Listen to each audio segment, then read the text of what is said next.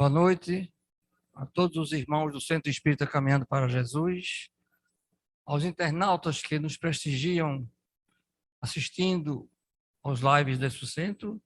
Serão todos bem-vindos para mais uma noite de estudos doutrinários.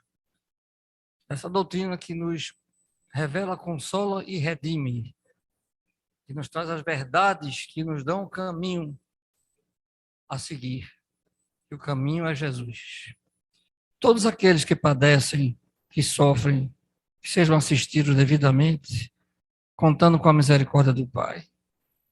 E a espiritualidade amiga da casa, que conduz os trabalhos, e humildemente nós participamos para ajudar nessa acolhida que é feita nessa casa para todos os necessitados. E assim eu passo a palavra à nossa irmã Taua, para que nos traga a sua mensagem. Muita paz.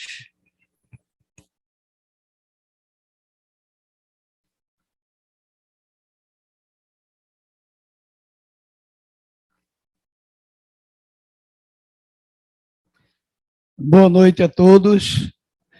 Estão me ouvindo bem? Que Jesus nos abençoe por mais essa oportunidade de divulgar a doutrina espírita. E segundo Martins Peralva, divulgar a doutrina espírita é acender a lâmpada da esperança no coração das criaturas.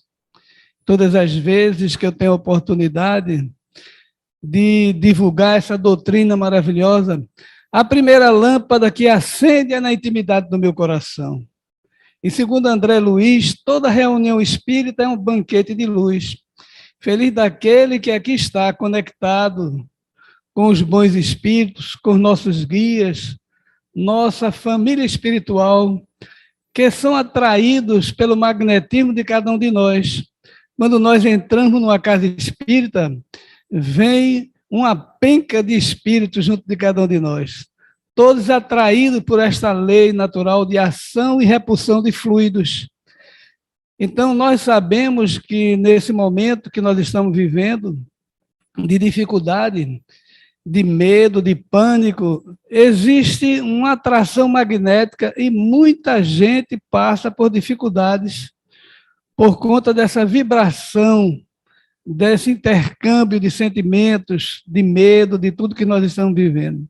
A espiritualidade vem dizendo, todas as comunicações que nós participamos, que nós não procuremos não nos envolver com as questões da guerra, e principalmente com as guerras dentro de cada um de nós. Então, nós sabemos que toda ação mental que nós temos, todo sentimento mais íntimo que nós temos, de medo, de revolta, de alegria, de compaixão, tudo isso reflete no nosso corpo físico. E nós sabemos da impermanência daqui da Terra, porque todos nós vamos ter que voltar para a nossa casa natural, porque nada aqui na Terra, tudo que nossos olhos veem se acaba. Isso aqui vai se acabar um dia, porque morrem os animais, morrem os vegetais, morrem os homens, as civilizações, as ruínas que nós vemos das civilizações antigas, tudo se acaba. Então, Jesus, que é o médico de todos nós, que veio curar nossas almas, porque aqueles que Jesus curou, todos que procuravam Jesus para a cura do corpo, para curar uma lepra, para curar uma cegueira e tantas outras, uma paralisia, Jesus curava, mas todos eles morreram, não é verdade? Nenhum ficou vivo, porque é da lei da natureza. Quanto mais nos preocupamos com as questões físicas, que devemos cuidar do nosso corpo físico, que realmente é o instrumento para que nossa alma trafegue aqui nesse aprendizado, tudo isso que nós cuidamos, um dia a própria natureza vai fazer com que nossa energia física se extingue e nós voltamos para o túmulo, ou seja, voltamos o espírito para o mundo espiritual. As doenças se acabam no túmulo, porque toda doença, segundo os espíritos, ela é gerada assim pela alma, pelas nossas imperfeições. Os neurocientistas estão provando isso, que toda vez que nós pensamos numa mágoa, que guardamos uma mágoa, nós engatilhamos dentro de nós efeitos que vão nos levar à doença, à desarmonia do nosso corpo físico. Então, as doenças, ela provém da alma, na verdade. Então, Jesus veio trazer uma proposta diferente para curar nossas almas, porque a doutrina espírita é Jesus revivido hoje na Terra. A doutrina espírita veio trazer a religião de mãos dadas com a ciência. E eu queria aproveitar esse momento para aqui agradecer ao nosso querido irmão, doutor Luiz, meu anjo da guarda, que já me salvou essa semana umas 3 vezes. Só com telefone, coisa que eu estou com 70 anos e não sabia disso. Minha pressão baixou essa semana, foi 9/4, veja só. Eu ficava, não sabia, eu disse, vou morrer, e não sabia o que porque sempre minha pressão vai lá para cima, que eu já tive 2 infartos. Não vim aqui para falar de desgraça, meus irmãos, mas é para mostrar a doença do corpo físico, que é gerada pelas minhas imperfeições, com certeza. Então, a pressão sempre é alta, mas dessa vez baixou. E eu não sabia mais o que fazer. Falei com o Rogério, que ele tinha ligado para mim sobre essa palestra. Eu disse, rapaz, já está acontecendo isso. Ele fez, vou ligar para o doutor Luiz. Eu digo, não incomode o doutor Luiz. Mas daqui a pouco o doutor Luiz, com a sua delicadeza, um homem de ciência, mas ligado a Deus. Veja que coisa maravilhosa.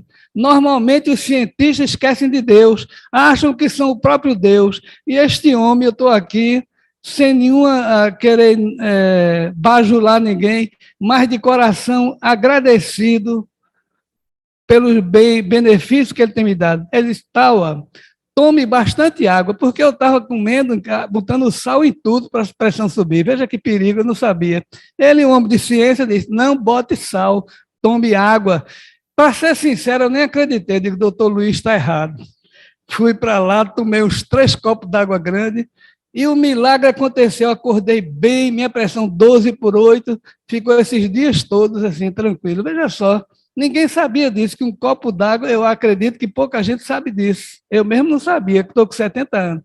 Então, veja a importância do conhecimento científico, que nós estamos aqui para enaltecer a nossa alma, primeiramente, porque os efeitos que nós temos da nossa postura errada é que causa as doenças em cada um de nós. Então, Jesus veio, e nós, espíritas, vemos que Jesus não é aquela questão religiosa. Jesus é um tratado de ciência.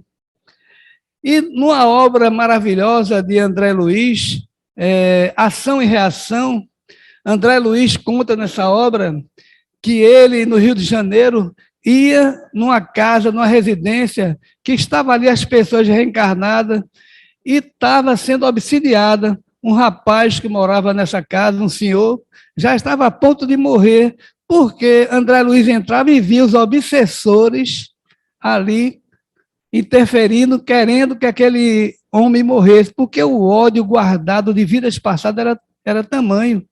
Por quê? Porque aquele homem hoje no Rio de Janeiro, na época que o André Luiz fala, ele reencarnou na Terra, mas ele tinha herdado em vidas passadas uma fortuna do pai, porque o pai dele mandou matar os irmãos, ou seja, o tio desse rapaz, e ele herdou toda aquela fortuna. Mas só que aqueles 2 que foram assassinados pelo próprio irmão, continuavam até a outra geração, que era o outro filho que estava ali. Então, veja, aí André Luiz começa todos os dias indo visitar essa casa para ver como era a mecânica e conversava com os obsessores. Os obsessores achando que eles estavam ali para aprender como fazer aquela tarefa de obsidiar as pessoas. E o Silas, que era o companheiro de André Luiz, nessa obra vocês podem ver, pergunta ao dirigente daquela obsessão ali, aquele que estava coordenando aquele trabalho de obsessão naquela casa, como é que os espíritos atingem realmente, sabe, dentro de cada um, onde atingir a pessoa. E o espírito obsessor dá uma aula de ciência para André Luiz e para Silas, seu companheiro espiritual, dizendo que todos nós temos vários desejos, e nós temos desejos que a gente até desconhece, mas todos nós temos um desejo central, ou seja, aquele que vai, sem a gente perceber, nos levar a nos envolver para que aquele desejo se realize na nossa vida. Por exemplo, a sensualidade. Uma pessoa sensual, a todo momento, quando o espírito quer obsediar ele, já vê lá o desejo central dentro daquela criatura, que é a sensualidade, e vai armar situações, uma mulher bonita, um convite, uma festa equivocada, e ali vai levar para que aquela criatura atinja o seu desejo central e escorregue mais uma vez nos erros aqui da Terra.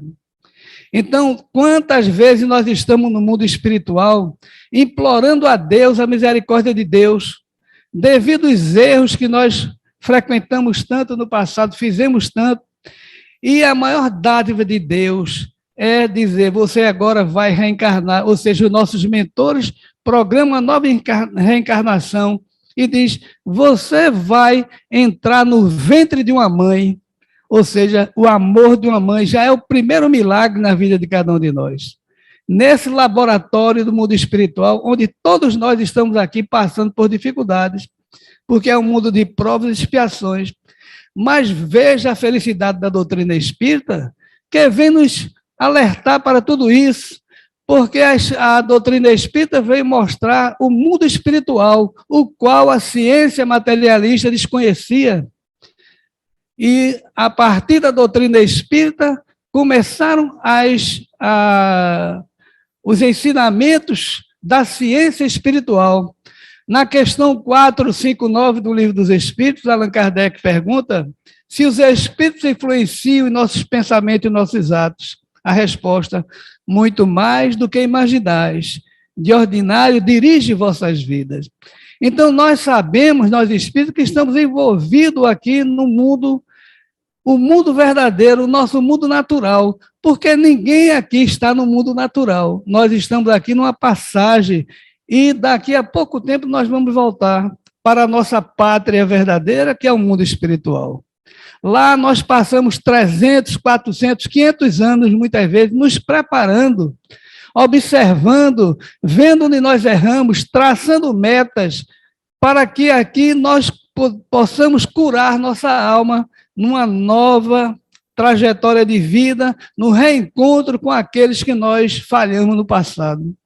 Então, o vizinho que vem na sua porta todos os dias, às vezes reclamar porque o seu som está alto, reclamar por uma planta, por alguma coisa, pelo animal, aquele foi programado pela espiritualidade também, para que nós tivéssemos aquele choque de emoções com aquela pessoa, para que a gente, desta vez, curasse nossa alma realmente, que é a maior doença que nós temos, que são as imperfeições. Mas quais são as doenças da alma? A doença da alma é a ingratidão, a doença da alma é a revolta, o ódio, a doença da alma é todas as imperfeições morais que nós temos, porque as doenças físicas ficarão aqui na Terra, se acabarão quando nós entregarmos o corpo de volta, mas as doenças morais nós levamos por toda a eternidade. Nós levamos e é necessário a gente se transformar, porque não adianta nós estarmos aqui com 80, 70, 90 anos, com a bengala na mão, tomando passe, tomando água fluidificada, se nós não dermos um passo em direção à nossa transformação moral. Nós não estamos fazendo nada. Chegar aqui e fazer palestra, meus irmãos, assino minha sentença todas as vezes quando eu faço uma palestra, porque eu sei das minhas limitações. Tudo que Jesus nos aconselha, nem tudo a gente consegue fazer, porque se eu conseguisse realizar todos os ensinamentos de Jesus, praticar, eu não estaria mais aqui em mundos de provas e expiações, estaria em mundos luminosos. Então, a doutrina espírita nos coloca no local certo. Nós sabemos que estamos aqui porque somos crianças espirituais e necessitamos dessa convivência nesse mundo de guerras, nesse mundo de doenças, nesse mundo de pandemia, nesse mundo de mentira, onde nós ligamos a televisão e não temos condição de acreditar o que é certo e o que é errado mais, porque não existe a ética dos jornalistas mais como antigamente. Poucos deles, não estou generalizando, mas nós estamos vendo que a medicina hoje na Terra, o doutor Luiz com certeza sabe do pensamento espírita, a medicina hoje, os remédios alopáticos, eles nos dão efeitos colaterais que às vezes são mais danosos do que a própria cura. Por que isso? Porque a medicina é mal? Não, porque a medicina está ainda equivocada, ainda está buscando as coisas dos interesses materiais, mas os Espíritos dizem a todo momento que nunca estivemos tão próximos de uma medicina natural, de uma medicina onde as pessoas vêm com coração fraterno, sem querer interesses materiais, e liga tarde da noite para a casa do amigo e diz: tome bastante água que sua pressão vai baixar. Isso é a medicina do futuro. A medicina do futuro é essa, porque vai curar das nossas almas e as doenças físicas, nós já estamos cansados de saber, através dos neurocientistas, que elas são o resultado do pensamento equivocado que todos nós trazemos. Então, entramos aqui numa casa espírita e passamos a escutar os ensinamentos dos espíritos, passamos a observar os conselhos da neurociência hoje na Terra, através do Dr. Robert Lanza, eu sempre falo sobre ele, que é um jovem cientista americano, e ele criou uma tese do biocentrismo, e ele diz que a inteligência permanece lúcida, viva, mesmo quando o corpo físico, o coração para de bater. Quem está dizendo isso é um cientista, um neurocientista, não é um religioso ele, é um homem que estuda debruçado na ciência. E ele diz que a pessoa morre, mas a inteligência continua viva. O que é isso que nós aprendemos todos os dias na doutrina espírita? A eternidade do ser. Nós não acabamos na morte. Até o corpo não se acaba. Ele começa a mudar as energias para outros tipos, para a natureza, e ali tudo que era material vai se transmutando para continuar vivendo, porque a vida continua. E nossa alma permanece viva, e nós temos exemplo disso nos laboratórios do mundo espiritual nesta casa. Quantos espíritos já vieram aqui dar o depoimento da sua vida depois da morte? Tive várias maneiras de compreender. Certa vez eu estava numa reunião mediúnica e um mentor espiritual veio dizendo: bem, nós vamos trazer um espírito hoje aqui. Só existia 4 pessoas na sala comigo. E o mentor espiritual disse: nós vamos trazer um espírito e pedimos a ajuda de todos vocês, porque ele não está querendo reencarnar, está com medo de reencarnar. E a gente ficou aguardando, o médium recebeu o espírito, e ele se lastimava muito, que não queria, que tinha medo, porque mergulhar no ventre de uma mãe mais uma vez, ele sabia que no projeto da reencarnação dele, a mãe e os pais dele seriam pessoas bondosas, mas ele não tinha coragem de enfrentar a dificuldade. Por quê? Porque nós saímos do nosso momento natural de compreensão e mergulhamos no corpo físico, onde se apaga tudo para que a gente tenha feito um vestibular. Estudou, agora vá fazer o teste, se você vai passar na lição. Então, aquele espírito, eu comecei a conversar com ele, outra pessoa conversava, e ele era irredutível, não queria reencarnar. Eu não vou reencarnar, eu desisto. Aí eu pensei assim, veio na minha cabeça, eu disse: meu amigo, eu vou fazer uma pergunta aqui, se você me der licença. Aí tinha 4 pessoas, eu perguntei aos 3, quem de vocês aqui quer desencarnar hoje? Ninguém quis. Eu digo: está vendo? Ninguém quer voltar para onde você está, que é tão bom, mas ninguém quer voltar. Quando você mergulhar no ventre da sua mãe bondosa, conforme você falou, você vai esquecer tudo isso, e eu duvido que você queira morrer, que você vai ter coragem, porque é da natureza humana. Deus é tão misericordioso que apaga a nossa lembrança do passado. Já pensou uma mãe esperar um inimigo cruel, que atraiu em vidas passadas, que batia nela todos os dias como marido, muitas vezes, e ela, sem saber, entre aspas, porque em espírito ela sabe, durante o sono ela sabe que aquele inimigo do passado vai vir como filho dessa vez. E ela se compromete para curar as doenças da alma daquele filho que antes, no passado, espancava ela todos os dias. Mas já pensou se essa mãe, quando acordasse, e a criança no berço, ela visse e soubesse disso, que aquele era o inimigo do passado? Ela não queria aquele menino de jeito nenhum. Então Deus é tão sábio que faz com que a gente esqueça, para que nós possamos curar nossas doenças da alma, porque é aí onde está a maior dificuldade nossa. A doença da alma é o resultado das guerras que nós estamos vendo hoje. Nós estamos vendo, o Espírito falou para nós essa semana mesmo, dizendo que nós estamos vendo as mesmas situações quando Pilatos lavou a mão diante de Jesus. E vemos políticos, presidentes de vários países lavando as mãos diante de uma situação dessa. E vemos outros querendo a guerra por interesses materiais. Então, nós estamos vendo hoje as pessoas escolhendo Barrabás, muitas vezes, sem escolher as pessoas que estão ali com a missão de trazer o bem para a humanidade. Nós estamos vendo, feito na França e outros países, dizimando várias pessoas através da guerra, através de situações que nós já vivemos no passado. Quem somos nós, se não aqueles que já vivemos em tragédias, e nós passamos, estamos aqui agora. E graças a Deus, a doutrina espírita vem nos dar a alegria de viver, vem nos dar a paz diante das dificuldades. Eu me lembro muito bem que eu trabalhei numa empresa durante 10 anos como design gráfico, e eu viajava por todo o Nordeste, passava 6 meses da minha vida, viajando por essas empresas todas, fazendo a lista telefônica dessa empresa que eu trabalhava. A lista telefônica tem aquelas páginas amarelas, aqueles anúncios todinho, quem fazia era eu e a equipe de design gráfico. E eu sempre era convocado para viajar. Eu viajava, eu sozinho, para desenhar para 40 vendedores.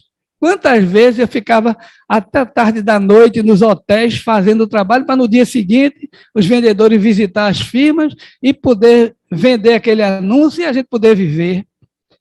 Mas quando nós chegávamos na cidade, eu nunca me esqueço disso, eu não era espírita, me tornei espírita em 1981, eu peço licença para falar minhas experiências, mas eu desafio aqui quem me vê numa tribuna me enaltecendo. Eu venho falar das minhas dificuldades, que são as de vocês também, o quanto eu aprendi com a doutrina espírita. Então, quando chegava naquela cidade, por exemplo, no interior de Pernambuco, todo mundo jovem, 40 homens casados, a primeira coisa que fazia era tirar a aliança, inclusive eu tirava a minha aliança, e escondia dentro da minha bolsa, porque eu estava solteiro ali. Veja a ignorância. Não era mal, era ignorância, porque ninguém é mal. E ali era uma festa maravilhosa. O primeiro dia que a gente chegava na cidade do interior, por exemplo, uma vez, Rio Grande do Norte, por ali do interior, nós chegamos lá, de noite era uma festa, porque a gente descansava o dia que a gente chegou da viagem, só trabalhava no outro. Então já era uma festa. E eu ficava observando, eu não era espírito, mas via, no grupo de 40 homens que nós trabalhávamos, tinha pessoas que eram viciadas em drogas, tinha pessoas homossexuais, tinha pessoas que viviam de jogo, gostando de apostar, jogar dominó o dia todo. Tinha pessoas que iam buscar a sensualidade das jovens que estavam ali atrás de um relacionamento com as pessoas de fora, que vinham de Recife, de outro canto. E ali naquele momento, em 5 minutos que nós entrávamos numa balada, aqueles que usavam droga, que eu sabia, estavam já encontrando pessoas semelhantes. Aquele que gostava de jogo, de dominó, já estava no local fazendo isso. Aqueles outros que gostavam da sensualidade já estavam conectados. Porque isso, pela atração, pelo desejo central que cada um traz. O que tem o desejo central de drogas, onde ele vier, vai aparecer uma oportunidade para ele usar a droga. Aquele que tem a sensualidade, onde ele botar o pé, os espíritos vê ali e vai no desejo central, que às vezes ele próprio desconhece, acha que não tem, mas lá tem. E Jesus veio mostrar outro desejo central que todos nós trazemos, que é o Deus interior dentro de cada um de nós, a essência divina, que nós precisamos brotar, que ela brote de nós através da nossa voz, dos nossos atos, da nossa caminhada, porque é esse desejo que Jesus olhava e via dentro do coração de cada um, o desejo central, assim como ele fez com Maria de Magdala. Maria de Magdala é uma mulher riquíssima, bela, de uma beleza incomum. Ela era uma cortesã, ela era uma prostituta, na verdade, e aqueles homens mais famosos da época visitavam a sua casa para ter com ela encontros de felicidade, de orgias, de toda. E ela ganhava muito presente dessas pessoas. Ela vivia naquele mundo e ela escuta falar de Jesus e uma vez escutando Jesus falar, ela ficou entusiasmada e se aproximou do mestre e disse: mestre, eu não sou feliz com a minha vida, eu não sou digna de estar escutando o seu sermão. E Jesus olha para ela sem nenhuma intenção de julgá-la, porque Jesus tinha o amor infinito no coração, ele olhava para as pessoas, um sentimento de paz entrava no coração e devassava o interior daquela pessoa, e ele olhava lá dentro daquela mulher, Maria de Magdala, a essência do desejo central, que era a vontade de ser amada, a vontade de amar, de ter uma vida, um amor não aquele que ela buscava equivocadamente. E foi ali que Jesus tocou, porque Jesus escutou aquela mulher, e ela dizendo que não podia mais gerar filhos, e Jesus dá um conselho a ela, que o verdadeiro filho não é aquele que a gente gera, mas sim aquele que a gente cria, aquele que a gente dá o amor, mesmo sem ter vindo pelo nosso ventre. E ali ela passou a cuidar dos leprosos e se tornou uma mulher tão importante, que quando Jesus saiu depois, em espírito, daquele túmulo que ele estava ali, a pedra girou. Quem foi a primeira pessoa que Jesus se encontrou, senão Maria de Magdala? Porque nem com a mãe dele ele se encontrou, porque ela era digna da sua grande transformação, da saúde espiritual que ela tinha conquistado. Nós vemos vários casos no Evangelho falando sobre isso. Bartolomeu, pescador, que caminhava com Jesus ali naquela época. Bartolomeu era uma pessoa muito ansiosa. Eu até, quando eu vejo falar de Bartolomeu, eu me lembro de mim, das minhas questões. Às vezes eu sou ansioso demais. Eu vou levar um trabalho para um cliente, que ele me pediu, um trabalho de design. Aí, quando eu mostro ao cliente, o cliente fica olhando e eu comigo: meu Deus, ele está vendo que ali não está bom. Ele está vendo. Aí eu perco a calma e disse: olha, aqui falta ajustar esse cantinho aqui. Ele fez: aonde? Não tinha nem visto, ele estava achando bonito o trabalho. Mas eu mesmo sou meu obsessor pela minha ansiedade. Aí fez: então volta e conserta e traga depois. Aí eu volto: meu Deus, para que eu fui falar nisso? Que isso eu corrigia na hora da arte final, que um desenho de design, você faz o layout para a pessoa aprovar, aprovou, você faz a arte final, os retoques para poder sair perfeito. E eu mesmo mostrava meus defeitos, e muitas vezes mostro meu defeito. Por que isso? A falta de confiança em mim mesmo. E qual é o primeiro passo para que a gente brote do nosso coração esse desejo de Deus dentro de cada um de nós? Esse desejo da saúde moral que todos nós aqui viemos buscar, porque a maior chaga da humanidade é a chaga moral. O homem foi à Lua, o homem foi a Marte, o homem faz viagens microscópicas nas artérias do corpo sanguíneo, do corpo de cada um de nós, Mas o homem não fez a grande viagem para dentro de si mesmo, a viagem que Paulo de Tarso fez, e desde aquele momento, ele que vivia perseguindo os cristãos, ele viu que ali estava diante do Mestre Jesus, e ali o amor que ele trazia no coração, que ele não era um homem mau, ele buscava a lei de Deus da forma que ele entendia, e ele transformou a alma dele, que era doente, numa alma sadia, transformando a vida dele. Então, eu estava falando de Bartolomeu, e Bartolomeu questionava muito Jesus, mas esse mundo é cheio de lutas, a gente quer pegar um peixe e não consegue, vai vender o peixe, ninguém compra o peixe, e reclamava do pai, reclamava do irmão, era aquela pessoa que quando chega já está de cara fechada, Bartolomeu. E Jesus começa a conversar com ele, porque Jesus olhou para Bartolomeu e viu o desejo central do coração de Bartolomeu, que é o que a doutrina espírita vem revelar para todos nós. A eternidade do ser, os objetivos que nós estamos aqui, porque nós sofremos tanto, porque não tem doença que se cura agora, mas mais na frente aparece outra, e até um dia você vai ter que entregar seu corpo, sua vida material, tudo que você tem material. Por quê? Porque da natureza do mundo físico, nós estamos aqui, nós não somos aqui seres para viver aqui mais do que o necessário. Nós somos seres espirituais que estamos revestidos com este corpo, que agora, graças à doutrina espírita e à ciência, nós estamos descobrindo o grande valor que nós detemos junto de nós.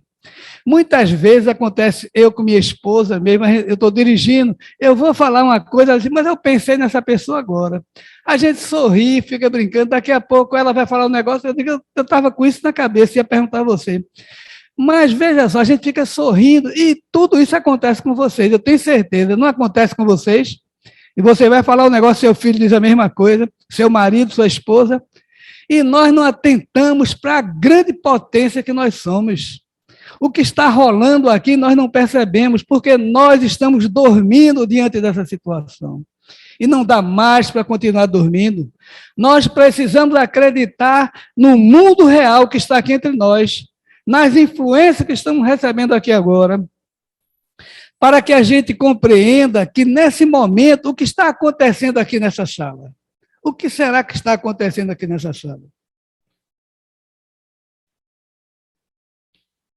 Células doentes de cada um de nós está sendo substituída por células sadias. Aquele infarto que a gente poderia ter amanhã está sendo corrigido agora. Por quê? Porque nós temos a certeza e a lógica e a razão espírita nos mostra que aqui tem nossos guias aproveitando esse ambiente de paz, esse hospital espiritual, que aqui é um hospital, aqui é uma escola, onde nós viemos aqui para curar nossas mazelas espirituais, para curar nossas doenças espirituais, porque essas são as doenças mais graves, as quais nós estamos vivendo ainda no planeta como nós estamos vivendo, embora os dias da humanidade estão contados, porque não vai mais ser possível algum de nós aqui, se precisar de mundos e provas e expiações, nós não poderemos mais voltar para reencarnar aqui na Terra. Porque a Terra passa por uma mudança, conforme todo o cosmos está mudando, para melhor, dentro da lei do progresso. Nós nascemos para sermos anjos espirituais, porque essa essência, o bem vencerá. O bem vencerá, querendo ou não, nós vamos ser espíritos felizes e todos nós vamos voltar para mundos felizes, porque se a gente desencarnar hoje ou amanhã, nós vamos passar 400, 500 anos no mundo espiritual. Quem é que não aprende com 500 anos no mundo espiritual? Nós aprendemos aqui, nessa dificuldade que nós temos, sem poder compreender. Imagina você compreendendo tudo, você vendo o espírito vem na casa de alguém, e ali aqui é onde você vai voltar a nascer, no ventre dessa senhora. Mas essa daí, aquela inimiga do passado que me traiu, é justamente ela. Então, é assim que elabora a reencarnação. Os espíritos começam a ver a necessidade. Você foi um médico, você usou mal a medicina, só pensou em ganhar dinheiro. Você vai nascer agora um operário simples, fazer outras coisas. E a pessoa nasce com aquele saudosismo no coração do poder que tinha, um juiz de direito, um design gráfico muito orgulhoso e vaidoso também, pode ser também. Então, nós temos experiência, e muitas vezes o Espírito diz, você vai ter que vir como uma mulher para sofrer as dificuldades que a mulher passou e também absorver as grandes virtudes da mulher, que só numa experiência de uma mulher pode ter, a de ser mãe, de guardar no ventre uma criança durante 9 meses. E muitas vezes essa criança está ingrata com os pais, muitas vezes. Muitas vezes a mãe deixa de comer para dar ao filho, e o filho, no final da vida, se dá bem, e lá a mãe vai para um asilo de velhos, muitas vezes nem visitada é. Mas isso eu não estou generalizando, porque tem filhos, realmente, eu conheço muita gente que trata os pais com todo carinho e respeito, com amor e com sinceridade. Então, vejam só, meus irmãos, o doutor Michael Pensinger, canadense, em 1986, 87, ele fazendo experiência em 4.000 pacientes voluntários, uma experiência de uma radiografia computadorizada com exposição de pósitos, ou seja, tridimensional, e ele debruçado nessa experiência em 4.000 pacientes voluntários, ele observou que entre o lobo direito e o lobo esquerdo existia uma luminescência bem no meio, na altura dos olhos, no meio do crânio, ou seja, na glândula pineal, onde nós sabemos que André Luiz fala sobre a glândula pineal e tantos outros espíritos falam sobre isso, a sede do espírito ali na nossa cabeça. E ele ficou a luz dentro do cérebro humano. E divulgando para os seus amigos, chegou a outro neurocientista, o doutor Vilayanand Ramachandran, indiano, mas que mora nos Estados Unidos, e ele convidou o doutor Ramachandran para observar aquela experiência. Doutor Ramachandran, debruçado pelo microscópio, dentro daquela computação gráfica, ele foi vendo a luminescência e ele ficou tão contente, tão feliz com aquela descoberta, que quando a luz que ele viu dentro do crânio daqueles pacientes, ele fez, ó Brahma, ó Deus, na linguagem hindu. Quando ele falou, ó Brahma, ó Deus, aquela luminescência se potencializou dentro do cérebro daquele paciente. Ele, cientista que era, logo olhou aquilo e fez Cristo, a potencialização daquela luz.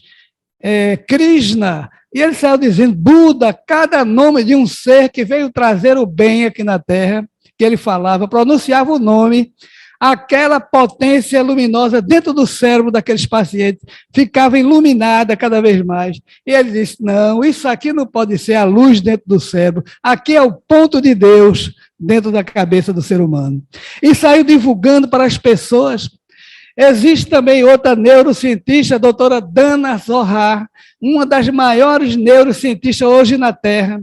Ela teve uma infância difícil, o seu pai vivia embriagado, todos os dias chegava embriagado, batia na sua mãe. A sua mãe, de tanto apanhar do pai, tornou-se uma pessoa depressiva, e ela teve uma infância terrível com o pai embriagado e a mãe depressiva, e ela, mesmo assim, lutou, se formou em neurociência, e ela foi convidada para fazer um livro, O Ser Quântico. Foi um best-seller aqui no planeta, venderam milhões e milhões de dólares daquele livro. E ela, com aquela quantia imensa de dinheiro, logo a editora pediu que ela fizesse outro livro. Ela, nesse momento, disse, não, eu vou para o Nepal, me dê tantos dias que eu vou para o Nepal, vou lá junto dos monges, me acalmar, orar para poder me preparar, porque a responsabilidade de fazer outra obra é muito grande. E aquele monte de dinheiro que ela recebeu de novo, porque já pagava adiantado uma parte. Ela foi para o Nepal, aquele silêncio fez ela lembrar da sua infância. Ela via cenas na sua cabeça do pai espancando a mãe, O pai embriagado batia nela, na mãe, no cachorro, batia em todo mundo. A mãe depressiva, bipolar, e ela começou, aquilo vinha à tona, e ela, aquele silêncio do Nepal, ela, não, vou voltar que eu não aguento, estou enlouquecendo. Ela pega um voo de volta para o Canadá, e quando chega lá, vê nos jornais a experiência do Dr. Michael Pensinger e do Dr. Vilayanur Ramachandran, e ela vai observar aquilo tudo. Ela debruça-se sobre aquela experiência e observando 4.000 pacientes voluntários sobre aquele exame que fazia na cabeça, ela viu aquela potencialidade justamente na glândula pineal e ela disse, não, isso aqui é a sede do espírito. Aqui é a sede do espírito imortal que todos nós temos. E naquele momento, ela com essa lucidez, ela que já existia na ciência, a questão do inconsciente intelectual, do inconsciente emocional, e ela colocou agora o inconsciente espiritual, ou seja, valorizando o espírito na Terra, e é uma matéria obrigatória hoje nas faculdades. Hoje não, já há alguns anos, porque graças a essa experiência desses médicos maravilhosos que estão, mesmo estudando a ciência mais humilde, com o joelho no chão, com a sua humildade, buscando realmente valorizar a saúde da alma. Porque feliz daquele, meus irmãos, que acorda de manhã cedo e a sua preocupação é servir o outro. Feliz daquele que não sou eu, é acordar de manhã cedo e ter paciência com a esposa, ter paciência com o vizinho, ter paciência no trânsito, e eu não tenho essa paciência toda, por quê? Porque sou mau? Não. Porque a doutrina espírita é tão maravilhosa, que ela nos mostra que nós somos deuses, e nós um dia vamos conquistar, porque nada mais é do que crianças espirituais que nós somos, e através desse desejo íntimo de melhorar, esse desejo íntimo de se transformar em homens melhores do que somos, é onde nós vamos adquirindo realmente a saúde da nossa alma, que é a saúde principal. Então, as doenças devemos curar do corpo, porque nós somos responsáveis por tudo que nós temos. Mas, antes de curar da saúde do corpo, devemos curar das causas das doenças do corpo, que vem proveniente do espírito imortal. E essas causas, se nós não mudarmos, não tivermos uma saúde moral, ética na nossa vida, nós levaremos, porque ela faz parte do espírito imortal. Não faz parte do corpo, o corpo é apenas o mata-borrão, onde nas experiências dolorosas que nós passamos, nós começamos a valorizar mais a vida e a valorizar principalmente a dor que todos nós fugimos dela. Então, meus irmãos, nós somos aqueles que renegamos o Cristo e é chegada a hora de reconhecê-lo como divino pastor. A felicidade está ao nosso lado e nós ainda não vimos.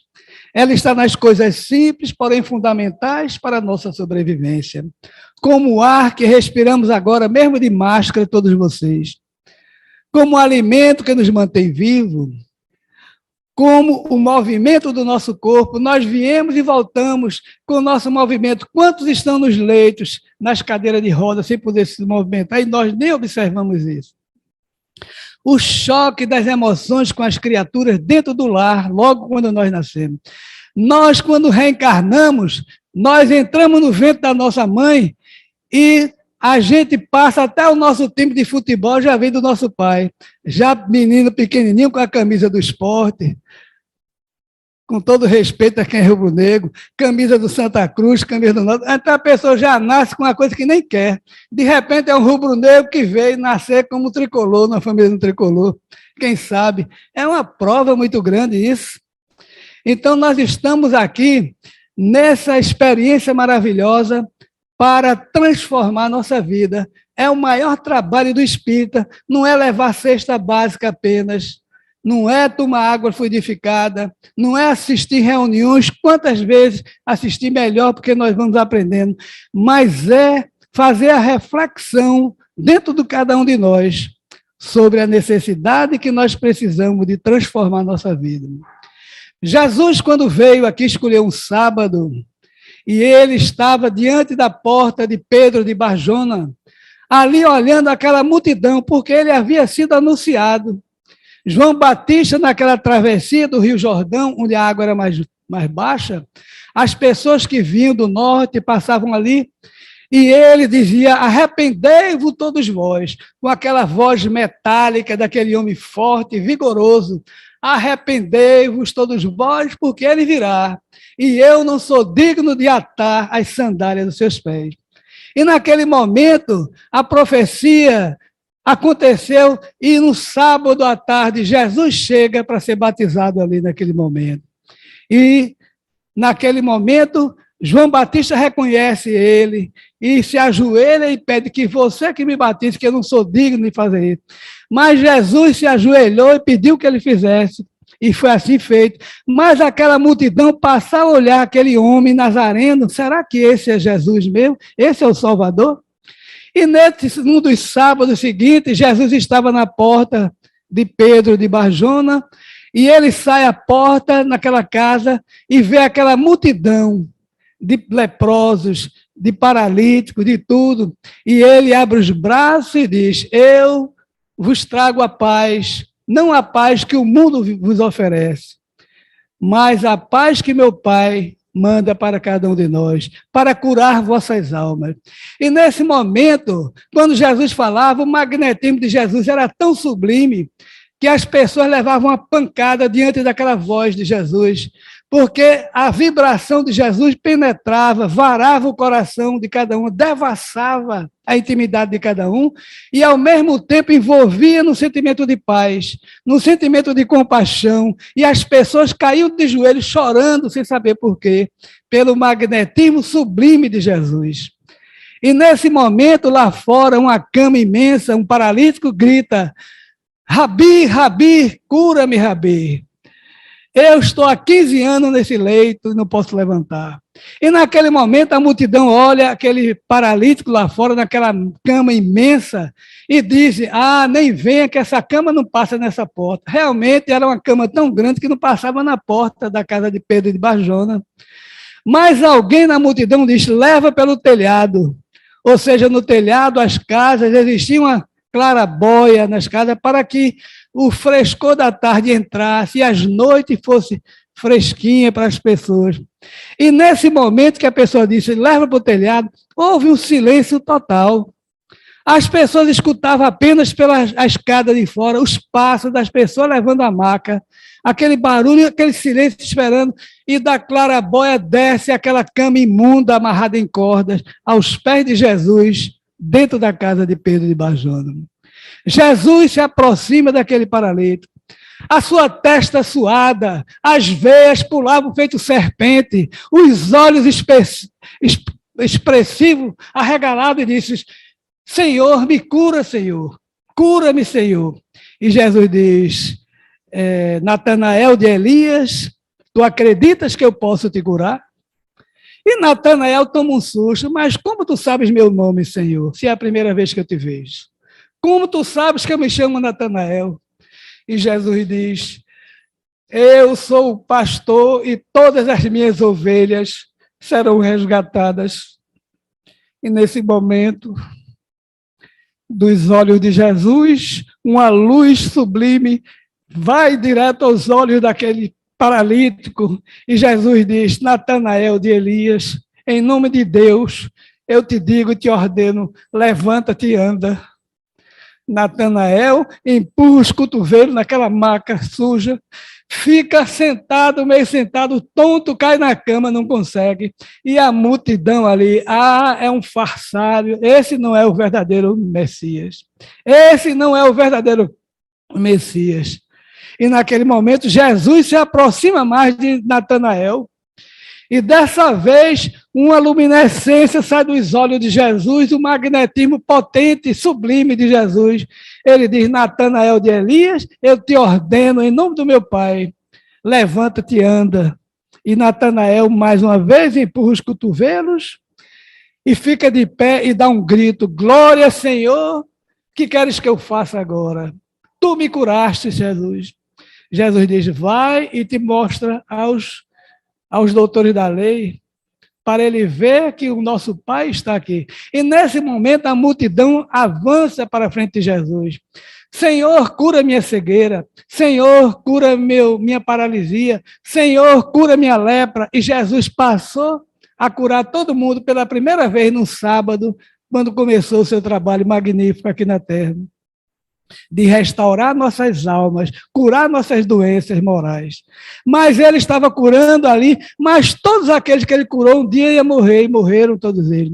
Mas naquele momento, Pedro lá fora, vaidoso, porque Jesus tinha escolhido a casa dele para fazer aquela grande tarefa, olhou e viu que Jesus estava suado, a multidão não parava, chegava um monte, ele curava, vinha outros, e Pedro entra ligeiro, pega na mão de Jesus e puxa Jesus, diz: não, parem todos, o mestre está cansado. Leva Jesus para a beira do lago de Genezaré. E ali Jesus olha para o firmamento no entardecer, as estrelas cintilavam no infinito, e Jesus passa a orar, e Pedro olha e vê Jesus, as lágrimas saindo dos olhos de Jesus, abundante.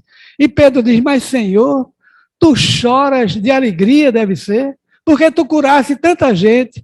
Não, Pedro, eu não choro de alegria, eu choro de tristeza realmente, porque eu não vi curar corpos de ninguém, eu vi curar as almas onde está a verdadeira doença. Porque Natanael de Elias, que eu acabei de curar da sua paralisia, eu vejo agora no leito de uma mulher equivocada, dizendo que vai a exaustão do sexo, porque ele passou tanto tempo numa cama sozinho, 15 anos, sem ter um contato com a mulher. Aquela mulher que eu acabei de curar também a sua cegueira, ela está agora com a sua comunidade dizendo: agora eu sei quem é quem, agora vou me vingar de vocês. Aquele paralítico, aquele leproso, que eu estou vendo ele agora, e sai dizendo a situação de todos, bebendo tudo que tem direito, porque ele era leproso, ninguém queria a companhia dele. Então, nós estamos vendo que Jesus veio curar as almas. Então, meus irmãos, os Espíritos do Senhor, que são as virtudes dos céus, como o grande exército que se movimenta, desde que dele recebeu o comando, espalham-se sobre toda a superfície da terra. Semelhante a estrelas cadentes, vem iluminar os caminhos e abrir os olhos aos cegos. Em verdade vos digo, são chegados os tempos em que todas as coisas deverão ser restituídas em seu sentido verdadeiro, para dissipar as trevas, confundir os orgulhosos e glorificar os justos. As grandes vozes do céu ressoam como som de trombetas, e nesse instante um coro de anjos aqui se reúne e nos convida. Irmãos, que vossas mãos peguem a lira, que vossas vozes se unam e num coro divino derrame vibrações de amor por todos os pontos do universo. Irmãos que amamos, estamos junto de vós. Amai-vos também uns aos outros e dizei do fundo do vosso coração, fazendo as vontades de Deus que está no céu: Senhor, Senhor, Senhor, e seremos dignos do reino do céu. Que Jesus abençoe cada um de nós. Que os bons espíritos agora derramem sobre cada um aqui presente as bênçãos necessárias para curar nossas doenças da alma, para que nós possamos voltar para a nossa verdadeira casa renovados. E que a paz de Deus fique no coração de todos vocês. Obrigado pela atenção de vocês. E eu devolvo a palavra ao nosso querido amigo, Dr. Luiz, com muita satisfação e alegria. Bom, meus irmãos, como é bom nós revivermos esses ensinamentos e ter a certeza de que as doenças do corpo são reflexos das mazelas da alma. Nós estamos aqui para purificar a alma, já que o corpo é perecível, mas o espírito é imortal. Então, agradecemos a Taua por mais uma presença gratificante para todos nós. Vamos elevar o pensamento para fazer a prece de agradecimento, de encerramento desse primeiro momento. Pai glorioso, de imensa bondade, de infinita misericórdia, aqui estamos agradecidos por mais uma noite de luz, uma noite de ensinamentos, de aprendizados, de alerta às nossas consciências, para que nossas almas sejam purificadas, mercê do nosso esforço, da nossa vontade, da nossa perseverança, para a glória do nosso Pai. E assim, meus irmãos, encerramos os trabalhos na primeira fase. Mantenham-se harmonizados para que passem no setor de passe. Muita paz e um feliz fim de semana.